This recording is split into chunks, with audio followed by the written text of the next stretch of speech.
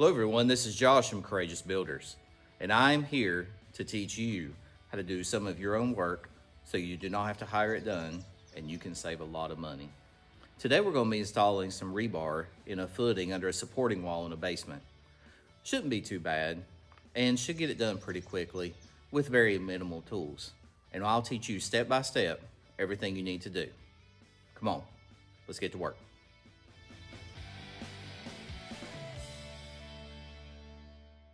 We have a footing dug into our gravel under our cement slab. Just above us is going to be a kitchen island. And the kitchen island is going to have a heavy piece of granite countertop on top of it. So you're looking at 1,000 pounds in the middle of these trusses. So just to give it a little extra support, we're going to build a supporting wall underneath that kitchen island. And to support the supporting wall, we're going to do a footing underneath. Now, we've already dug out approximately 6 inches deep across this gravel, and you can see it here to here. And we're exactly 7 feet long.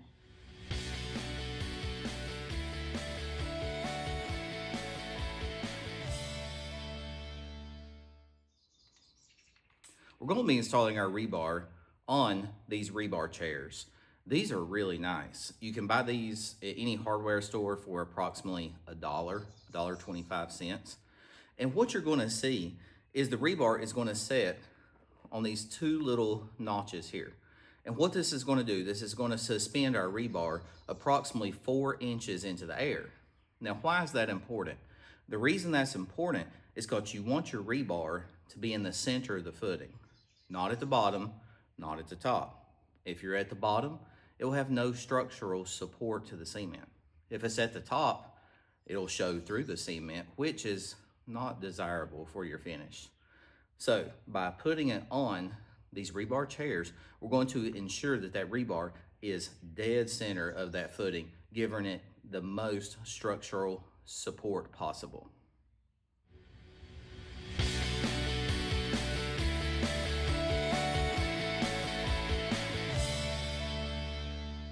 Close-up of exactly what we're doing here. So our rebar is laying on top of our rebar chair here. I can lift it and show you. So what we're going to do, we're going to secure the rebar to the rebar chair, and we're going to use this tie. Just like I was talking about earlier, we take it and we bend it around the rebar and the rebar chair, so I can pick both of them up. And then you're going to take your rebar tire, hook it through both the circles, give it a twist. We want to put about 3 or 4 really good twists on that. Now, pro tip, this is not acceptable. You do not want this sticking up, because if there's a low spot in your cement, it's going to stick up above the cement, and it's possible that these wires can be exposed. So you're going to do what I did here. You take it, bend it down to the side. That way you're ensuring the top of your cement will not be exposing that wire. And as you can see now, we have a very secure rebar setup. Also, for another pro tip, you may notice the color of this rebar blends in with the color of this plastic. Now, there's no problem with that, other than the fact it could be a little dangerous. These tips where we cut with our angle grinder can be very sharp. So when your cement pourers come in here, they can actually trip over these, and if they don't have good foot protection, they can slice their foot open. So we're going to paint them with the exact same paint we used earlier to mark them with. This is fluorescent orange. And what we're going to do here, we're just going to paint a little on the edges.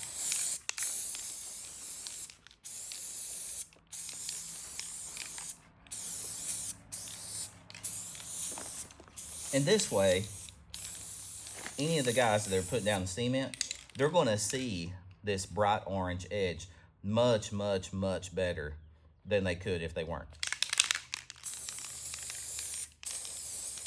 There we go. That should do it. So what we have now, we have our completed footing.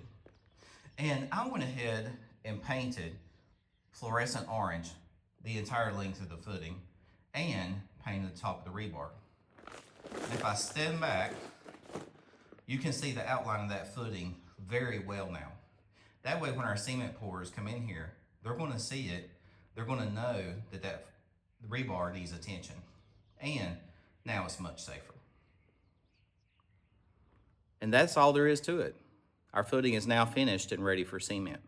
This took approximately 15 to 20 minutes. It cost approximately $30. That would be $5 for the ties, $5 for the tire, and then $20 for the 2 pieces of rebar. 30 bucks, 15 minutes of time, and this would save you $200 to $300 that if you hired a contractor or a foundation expert to do this. Very easy, you can do it yourself.